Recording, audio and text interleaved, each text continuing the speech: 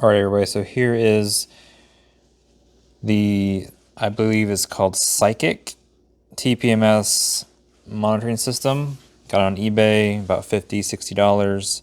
Had this one now for well over a year.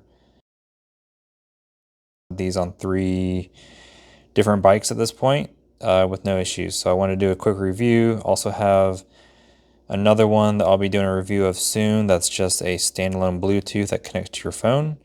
And then I'm going to see if I can get that integrated with the Drive Mode dashboard app for the tablet I've got. So more to come on that one. So in the package, you get your main device. You get the 2 sensors, one for the rear, one for the front. They're marked, one with an F and an R. You get a few other things. I've had this for a while. I don't have all my accessories that came with it. There's also a little accessory for battery removal for these, and I do recommend you do that about once a year. I am well overdue for that, but no issues.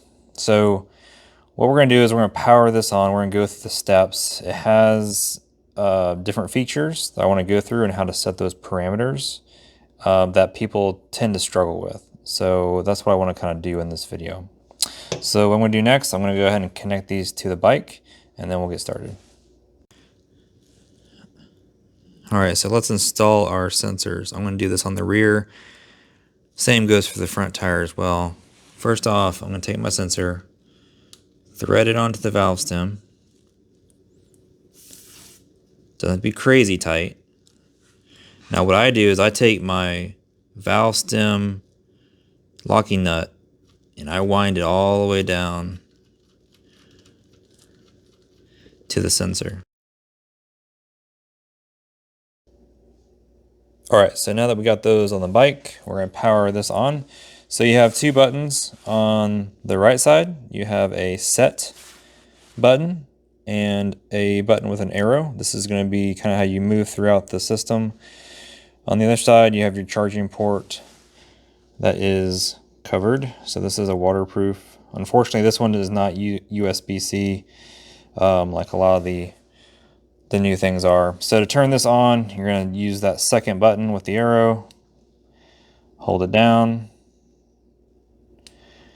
It's going to power on. It's going to now detect your sensors on your valve stems. Give it a second.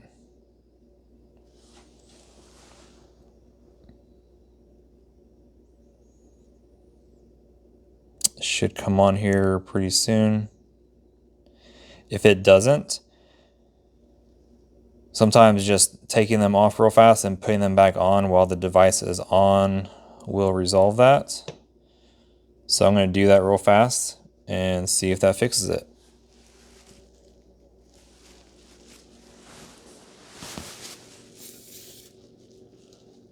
So all I did was just unscrew the one.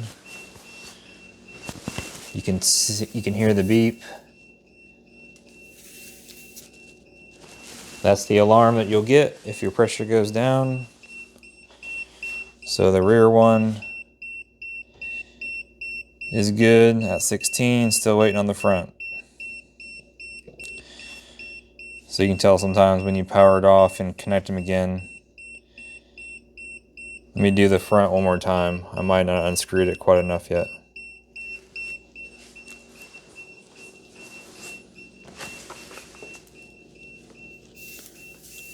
And it's very possible that it's doing this because my batteries, it's probably well over time to replace my batteries. Here we go. So as you can see, I'm actually down to 13. I've taken these on and off a few times. Weather temps have changed. So this is actually going to continue to go off. And this is a great example because I have my minimum set to 15 and that's as low as you can go. So 15 is the lowest you can go for your alert. So this is going to continue to go off. To silent it, just hit the button, but it's going to continue to flash at me because I am below my minimum of 15. So here it goes again. So that is going to go off throughout this video. That's fine. So We're going to go through the different options. So for settings, you have a few different things. You have your front, your rear, pressure, you have PSI, temp for both, you have your battery indicator, and of course you have your alert. So to go into the settings, we're going to hold down, press our top button, which is set, hold it down.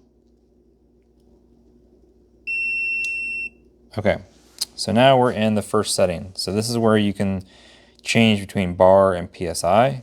If you want to change, all you got to do is press this lower button and toggle. Oh, see, I messed it up the first time around. This is a great example. You have to hit set one time. Now toggle between the two. So pick bar or PSI. I want to pick PSI. Hit set again. Now we're set. To go to the next option, you want to hit the lower button with the arrow. You can hit set again. Toggle between your Celsius, Fahrenheit. Hit set.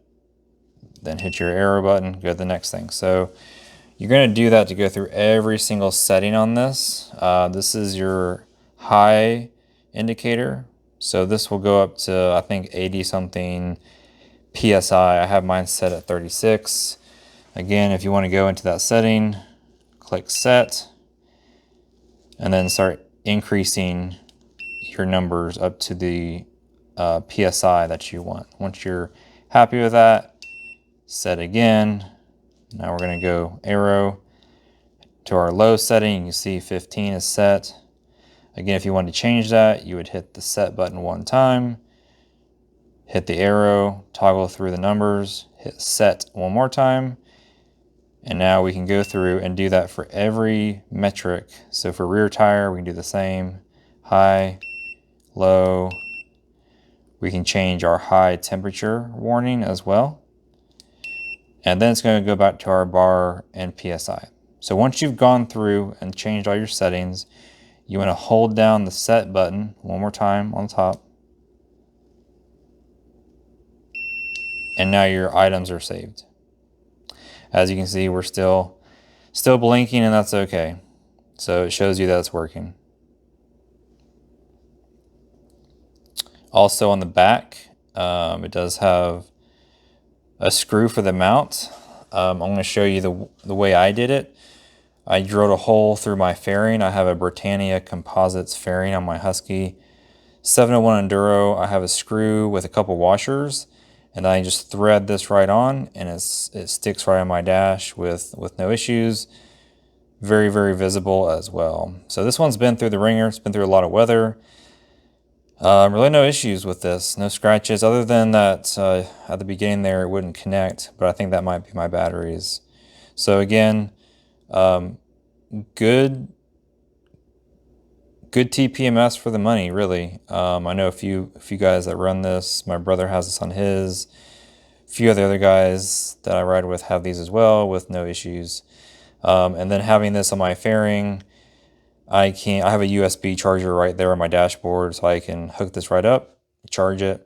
Now, when this goes idle, so this will go idle, the screen will go blank. When you move the bike or just tap on the screen, any type of movement will turn this back on. All right, so to replace the battery, it's fairly simple. Now I don't have the tool, so I'm showing this without the tool. The tool probably be a lot easier. I can't find mine. So remove, you should be able to pry this top layer off. Just covers this ring. Put that down. So what I'm going to have to do, and to get mine off, sometimes I just use a little pick to just pry it off. It's got a lot of junk in there. So what you do is the tool goes around these little teeth.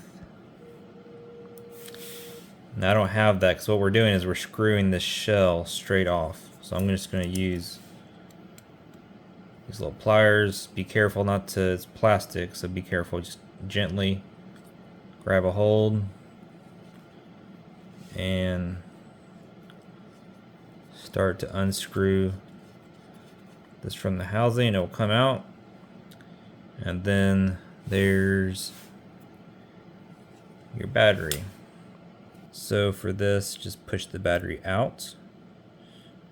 I'm not going to replace mine right now as I don't have a replacement, but it'll say the number, which is a CR1225. Put in the battery, grab the cover. Now be very careful with this as the threads, again, this is a plastic housing, so be very careful. I'm going to go ahead and take my pliers again, gently hold, and screw this back on.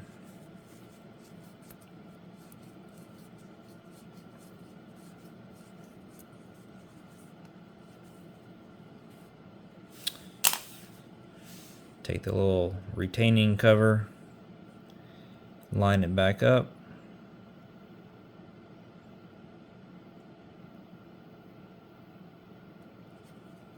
and you're good to go.